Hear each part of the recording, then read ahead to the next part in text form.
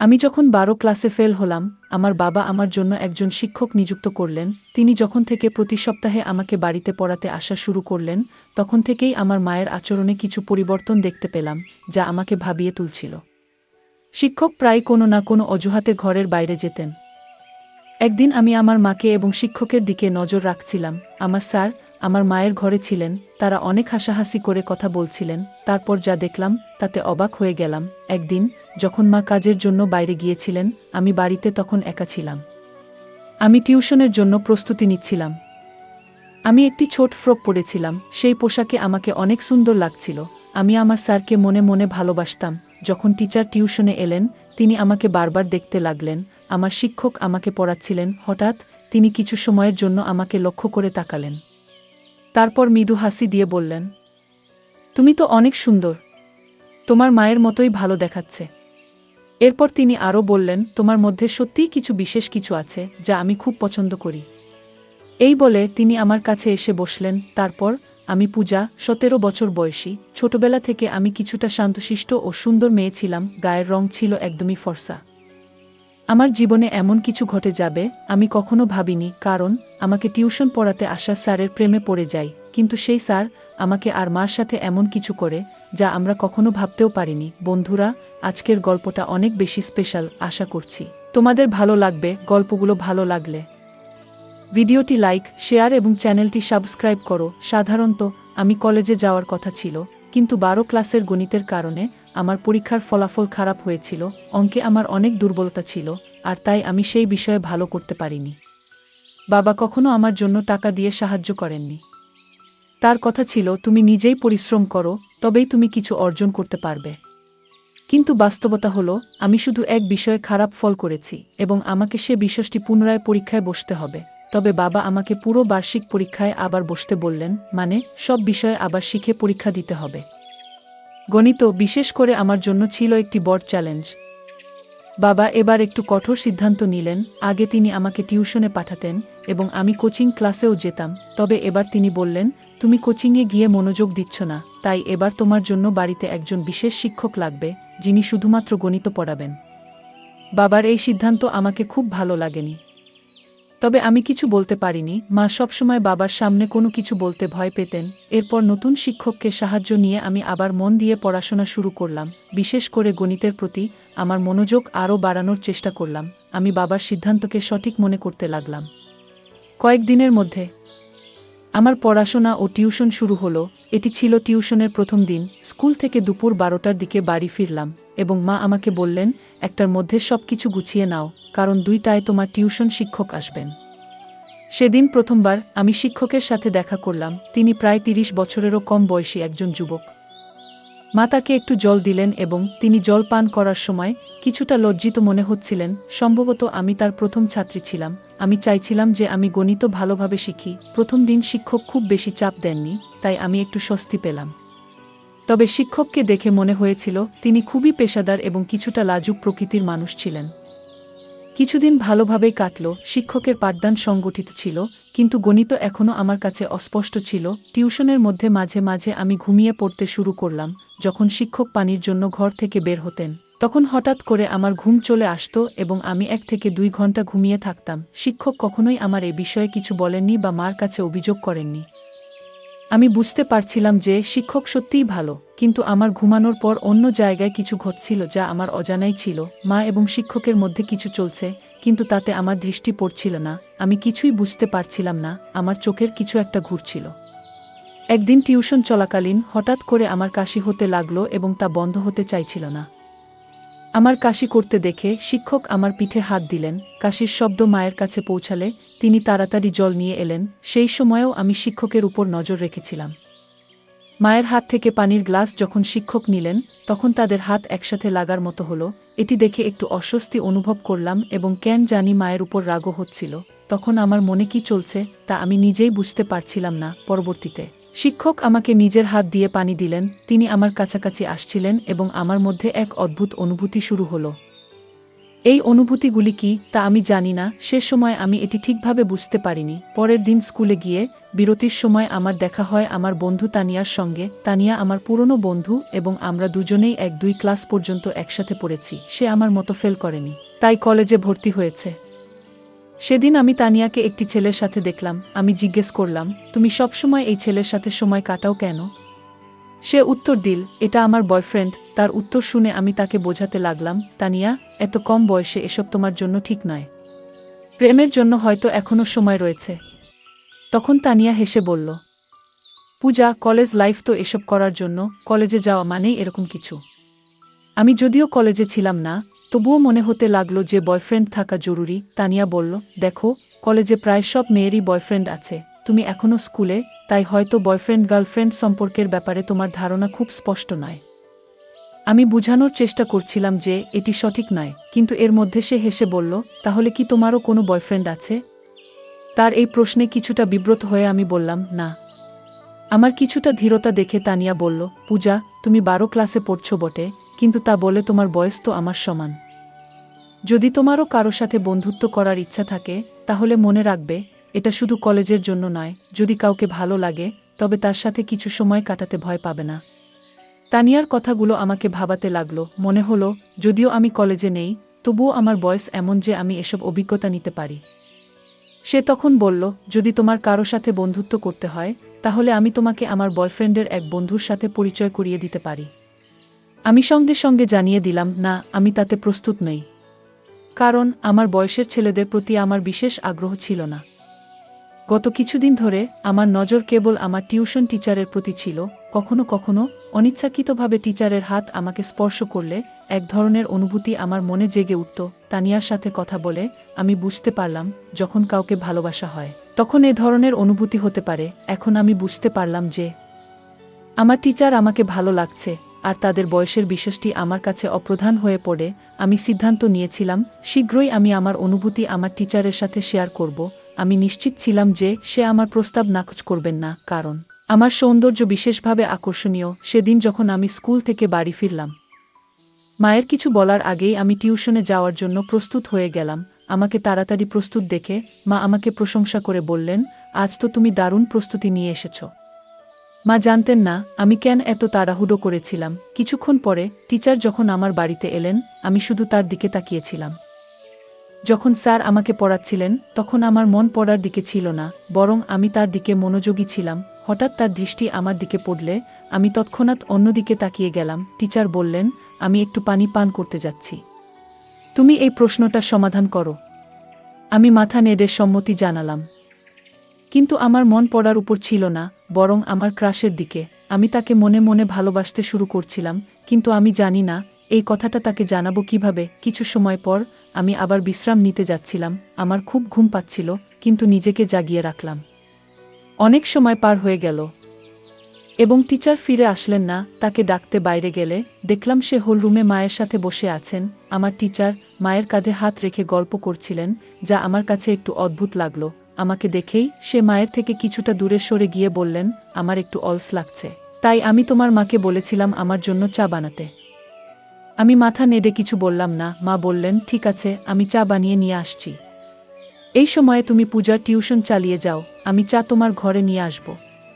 Teacher আমার সাথে ফিরে ঘরে এলে আমি তার পাশে বসে কিছু গণিতের প্রশ্ন জিজ্ঞেস করতে লাগলাম। আসলে আমি কিছুই বুঝছিলাম না, কিন্তু ইচ্ছাকৃতভাবে বারবার তার কাছে প্রশ্ন করছিলাম। পড়ানোর সময় টিচার আমাকে একটি সংখ্যা লেখার জন্য বললেন, কিন্তু আমি ভুলবশত সেই সংখ্যা উল্টো লিখে ফেললাম। টিচার ভাবলেন আমি ভালো করে লিখতে পারছি না, তাই তিনি আমার হাত ধরলেন এবং আমাকে সঠিকভাবে লিখতে শেখানোর চেষ্টা করলেন। সে যখন আমার হাত ধরেছিল এবং লেখার পদ্ধতি বুঝাচ্ছিলেন, তখন আমার মনে এক অদ্ভুত খুশির অনুভূতি হচ্ছিল। আমার প্রিয় ব্যক্তি আমার খুব কাছাকাছি ছিলেন এবং আমি তার দিকে হাসি মুখে তাকিয়েছিলাম।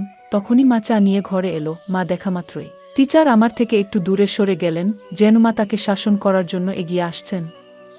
আমি মা এবং টিচারের সম্পর্কের দিকে বেশি লক্ষ্য করছিলাম না, আমার মন ছিল একমাত্র টিচারের দিকে। ভাবছিলাম কিভাবে তাকে আরও বেশি আকৃষ্ট করতে পারবো, কিভাবে আমি তাকে আমার মনের কথা বলতে পারবো। পরের দিন টিউশনের মাঝে টিচার আবার পানি খাওয়ার জন্য বেরিয়ে গেলেন।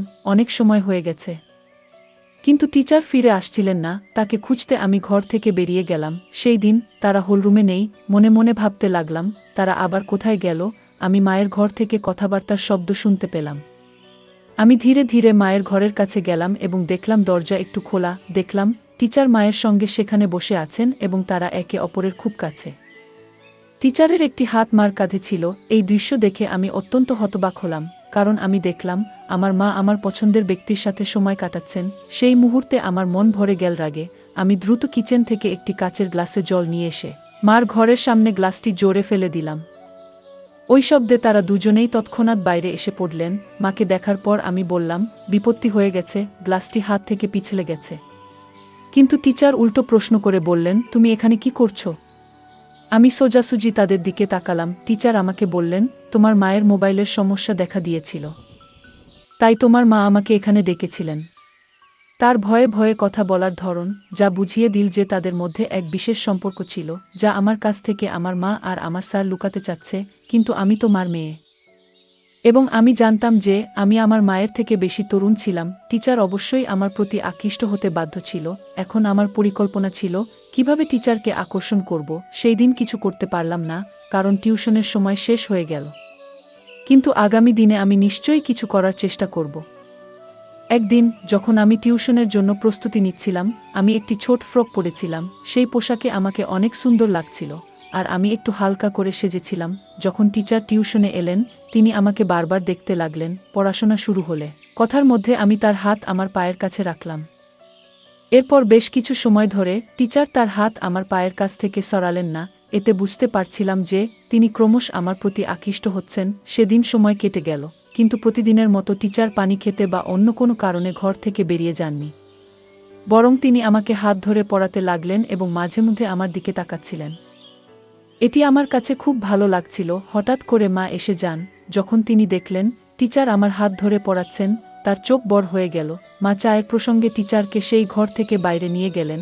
আমি স্বভাবতই টিচারের পেছনে চলে গেলাম। টিচার সরাসরি মায়ের ঘরে না গিয়ে বাইরে হলের একটি কোণে বসে থাকলেন। মা আমাকে কিচেনে নিয়ে গিয়ে গম্ভীরভাবে বলতে লাগলেন, তুই আর ছোট নেই। এইভাবে অচেনা মানুষের সামনে ছোট পোশাকে ঘুরে বেড়াতে তোর কিছু মনে হয় না? তিনি বললেন, এটি আমার প্রথম এবং শেষ সতর্কতা। মার গম্ভীর মুখের দিকে তাকিয়ে আমার মনে হলো তিনি সত্যিই চিন্তিত। আমি চেষ্টা করছিলাম যে তিনি সতী সাবিত্রী যেভাবে থাকেন, কিন্তু তার বিয়ে হয়ে গেলেও তিনি একজন যুবকের সাথে সময় কাটাচ্ছেন। আমি তখন এমন পোশাক পরেছিলাম যা মায়ের কাছে অশালীন লেগেছিল। যখন আমি কিছু বলতে যাচ্ছিলাম, ঠিক তখনই বাইরে থেকে বাবা ডাকলেন। সেদিন বাবা আগে বাড়ি এসেছিলেন। বাবার ডাক শোনার পর মা এক গ্লাস জল নিয়ে বাইরে চলে গেলেন। সেদিন রাতের ঘটনাগুলি আর কেউ জানত না। ঘুমানোর আগে আমি মায়ের কাছে ক্ষমা চাইলাম এবং বললাম, মা, আমি ভবিষ্যতে স্যারের সামনে এমন কিছু করব না। পরের দিন টিউশনের সময় আসার আগে মা বাজারে যাওয়ার জন্য বেরিয়ে গেলেন। আমি রাতের ক্ষমা চাওয়ার মাধ্যমে মায়ের বিশ্বাস অর্জন করতে চেয়েছিলাম যে আমি আর স্যারের সামনে এমন আচরণ করব না। সাধারণত রবিবারে বাজার হয় এবং মা সবসময় বাজারে যেতেন। আমি ভাবলাম, যদি মা আমার এবং স্যারের মধ্যে কিছু সন্দেহ করেন, তবে তিনি বাজারে যাবেন না। তাই আমি আগে থেকেই তাকে সঠিকভাবে বোঝানোর চেষ্টা করলাম, যাতে তার মনে এর সন্দেহ দূর হয় এবং যেন বাজারে চলে যান। মা বাজারে চলে যাওয়ার পর আমি এবং স্যার বাড়িতে একা ছিলাম। তখন অচিরেই টিচার আমার হাত ধরে আমাকে গণিত পড়াতে শুরু করলেন। তিনি বললেন, আমি জানি তুমি ইচ্ছা করে গণিতে ভুল লিখছিলে, যাতে আমি তোমার হাত ধরতে পারি। তার কথা শুনে আমি হাসতে লাগলাম। তারপর তিনি বললেন, পূজা, তুমি খুব সুন্দর। কি তোমার ধারণা আমি তোমার দিকে নজর দিইনি? তিনি বললেন, আমি তোমাকে একটা কথা বলতে চাই। তুমি তোমার বয়সের তুলনায় অনেক বেশি সুন্দর। এটি সেই সময় যখন প্রেমের কথা বলার জন্য প্রস্তুত হওয়া উচিত। তবে তুমি কেন নিজেকে আটকে রেখেছ? স্যারের কথাগুলো শুনে আমি হাসি চাপতে পারলাম না, কারণ যেটা আমি চাইছিলাম সেটাই তার মুখ থেকে বেরিয়ে এলো। স্যার বললেন, আমি তোমার প্রতি ভালোবাসা অনুভব করি।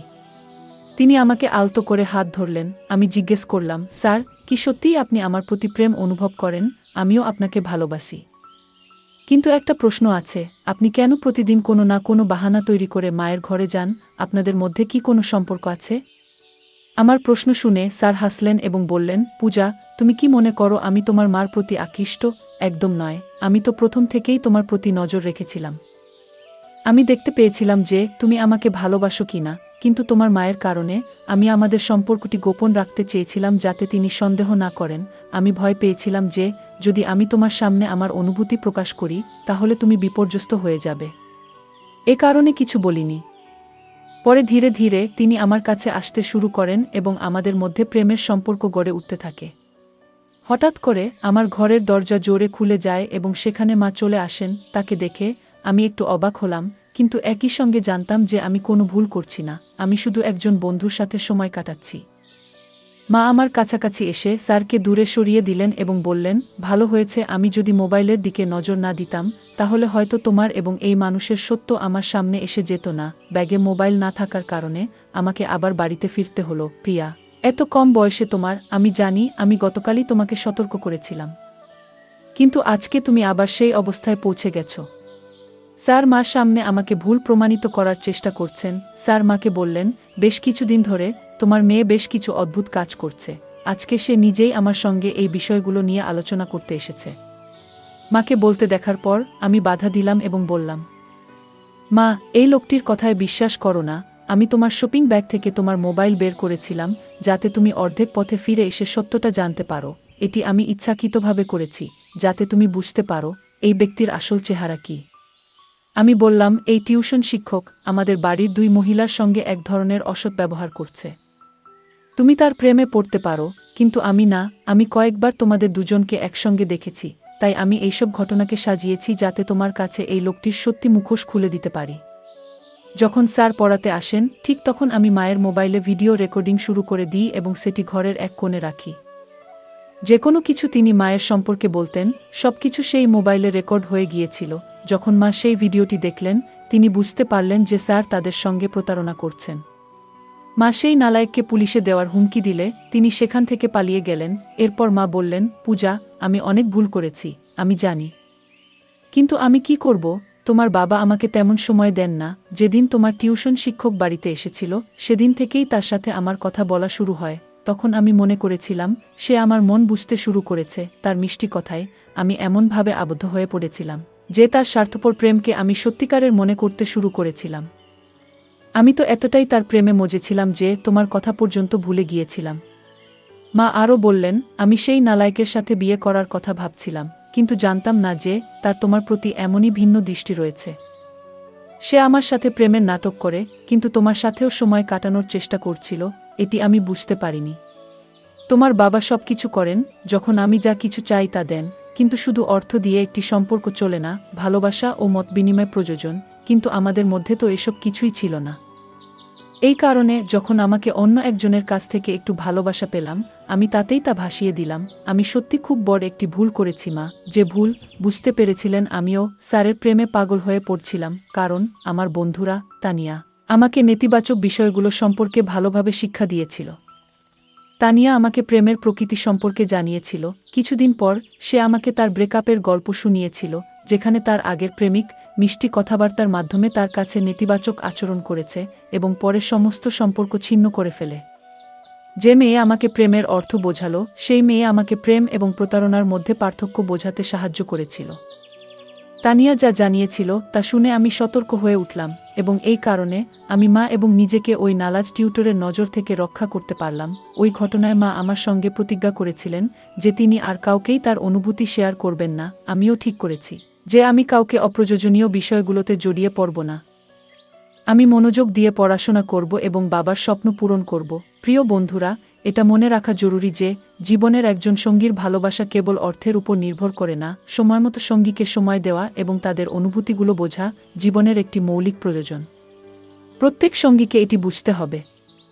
নইলে যদি হঠাৎ কোনো তৃতীয় ব্যক্তি সামনে আপনার অনুভূতি প্রকাশ করেন তাহলে ওই ব্যক্তি এটি সুবর্ণ সুযোগ হিসেবে নিতে পারে। ভালোবাসা পাওয়ার জন্য কিছু কথা বলাটা গুরুত্বপূর্ণ, কিন্তু এটি কোনো যুদ্ধ নয়, বরং সঙ্গীর প্রতি সত্যিকারের ভালোবাসা। যে কোনো পরিস্থিতিতেই ভালোবাসা তাদের কাছেই প্রকাশ করতে হয়। জীবনে অনেক সময় আমরা সহজে মানুষের কথায় বিশ্বাস করে ফেলি, কিন্তু গুরুত্বপূর্ণ যে আমরা সবসময় সতর্ক থাকতে পারি। যে ব্যক্তি আমাদের খুব কাছে আসতে চায় তার উদ্দেশ্য কী তা বোঝা অত্যন্ত জরুরি। ভালোবাসা শুধু মিষ্টি কথায় বা বাহ্যিক আচরণে নয়। বরং এটি ভিত্তি করে একে অপরের প্রতি বিশ্বাস, শ্রদ্ধা এবং আন্তরিকতার উপর। ভালোবাসা কখনো প্রতারণার মতো হতে পারে না, আর সম্পর্কের মধ্যে সৎ ও খোলামেলা থাকা উচিত। যে কোনো পরিস্থিতিতেই নিজের সম্মান এবং আত্মমর্যাদা রক্ষা করা অত্যন্ত গুরুত্বপূর্ণ। কখনো এমন কোনো পরিস্থিতি তৈরি হলে যেখানে আমাদের সম্মান বা নিরাপত্তা হুমকির মুখে পড়বে, তখন তা থেকে বের হয়ে আসতে হবে। এখানে স্যারের আচরণ ছিল প্রতারণামূলক, তবে মা প্রথমে তা বুঝতে পারেননি। গল্পটি আমাদের শেখায় প্রেম এবং সম্পর্কের মধ্যে স্পষ্ট পার্থক্য থাকা উচিত। ভালোবাসা কখনো কারো দুর্বলতা বা অপব্যবহার করে না, তা একে অপরের সম্মান ও সহযোগিতা ভিত্তি করে গড়ে ওঠে। কখনো যদি কোনো সম্পর্কের মধ্যে একতরফা কিছু ঘটে, তবে সেটি প্রেম নয় বরং প্রতারণা। গল্পের শেষে মা ও পূজা একসঙ্গে সিদ্ধান্ত নিয়েছিল যে তারা আর কাউকেই নিজেদের জীবনে সময় দিতে বা তাদের অনুভূতিতে জায়গা দিতে চাইবে না, যারা তাদের নিরাপত্তা বা মনের শান্তিকে ক্ষতিগ্রস্ত করতে পারে। এই সিদ্ধান্ত তাদের জীবনে ইতিবাচক পরিবর্তন আনতে সাহায্য করেছিল। নেতিবাচক পরিস্থিতি থেকেই মানুষ অনেক কিছু শিখে, আর তার থেকে উপযুক্ত সিদ্ধান্ত নিয়ে নিজেদের জীবনকে সুন্দর করে তুলতে পারে। বন্ধুরা, যদি এই গল্পটি ভালো লেগে থাকে তাহলে দয়া করে ভিডিওটি লাইক করুন এবং আমাদের চ্যানেলটি সাবস্ক্রাইব করুন। পাশে থাকা বেল আইকনটি প্রেস করুন, যাতে করে আমরা যখনই নতুন ভিডিও আপলোড করি তার নোটিফিকেশন সবার আগে আপনার কাছে পৌঁছে যায়। ধন্যবাদ। দেখা হবে আমাদের পরবর্তী ভিডিওতে।